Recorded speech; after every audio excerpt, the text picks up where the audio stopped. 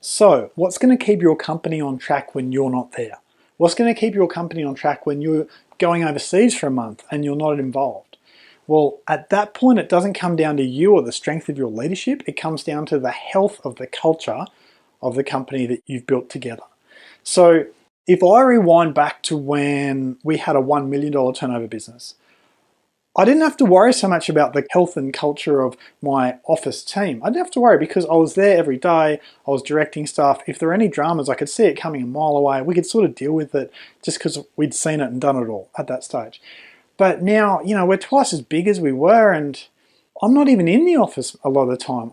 If I'm working, usually I'll be working from home so I'm not distracted by the office stuff.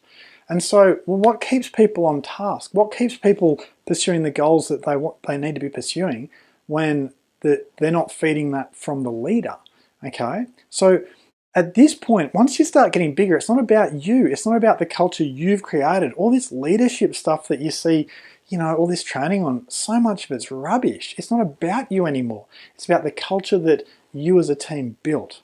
So how do you make that culture that you as a team built healthy?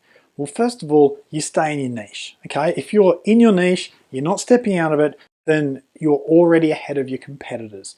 And that brings in a good feeling that your whole team knows that they're better than the competition. That's a good spot to start. You need to have been able to articulate what your company's core values are. Now, ideally, it should be on a wall somewhere. If I'm honest with you, at my workplace, it's not. But what every single staff member could tell you about, if you were to ask them, is, ask them what they stand for as a team. We stand for delivering a massive change in every child's life who we work for, and we do that by providing amazing tutoring. And that's been right from day one of our culture, is that we're here to change lives, we're here to make a difference, and any one of us can tell you that. And as well as that, we all know where we're going. We know that we're looking to have 50 venues for tutoring. At the moment, we've got 9. We're looking to have 50. We know it'll take a couple of years, but we're all working towards that. And because we as a team are all on the same page of here's what we stand for, here's where we're going, that makes for a healthy company culture. As well as that, you've got the policies that we stand behind. So all the policies that we've got for how we deal with customers, we believe are fair. We created them together with the goal of making it so that we weren't being taken advantage of, but that they were fair to people and they were generous. But once you've got those policies, they are your culture. We don't need people rethinking the policies. The policies are the policies. The whole purpose of them is so that you can have a healthy company culture, so you can say yes to people or no to people, and you can be secure about it. Another key factor in having a really healthy culture is to make sure that everyone you're getting new on the team, everyone you're hiring, knows exactly what you're about from day one and subscribes to your values. Because if they don't belong on your team. They need to go and find another team. You can get your culture off the rails really easily by letting people get self-absorbed or playing politics, or by letting people forget the why of why they're there.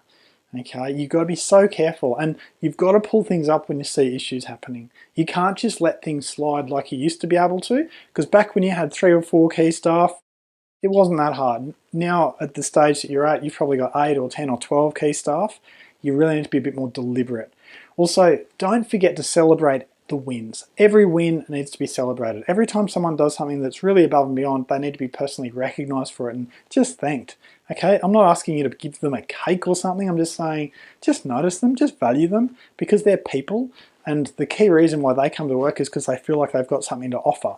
If you take that away from them by withholding credit for a good job, then they're not going to be around next year. Also, I'm going to throw one out there that's so optional. A lot of people would say, that's a terrible idea, don't do that. But it's worked really well for us. We choose to be really transparent about our numbers and our figures and our profit margins and our strategy with all our key staff. Okay, so if you look at the structure of, say, my tutoring business, there's basically 4 of us at the top, and then there's like a next layer of, say, 7 or 8 of us in the admin team, and then below that we've got like the people who deliver the service. But with our 7 or 8 key staff members, I want them to know what our profit margins are. I want them to know what our numbers are. Are we growing? Are we shrinking? Where are we succeeding? Where are we failing? I want them to know what each of our strengths and weaknesses are. I've got weaknesses. I tend to try and create too many minimum viable products at once. And then that creates work for others. Or I tend to go off on tangents too easily. I know that's my weakness. or one of them. And my staff are happy to point that out to me. I'm happy to have that pointed out, because the culture we've got is that we're transparent, we're real, okay? We're real about the numbers, we're real about our personal successes and our personal failures. And when that's all wrapped up with, we're all on board with what the goal is, life works really well. So whenever someone comes on board our team, say our Big Improvements tutoring team, we make sure that they know that we're here to serve, we're here to make a difference for every child we come across, we're here to reassure parents, we're here to make their family life easier and make life easier for that child at school. That's what we're about, that's who we are. We're not here because we love curriculum, okay? We don't. We're not here because we love English or we love maths, we love people. And so with that sort of culture, that's got to be really effectively communicated and absorbed by our new hires.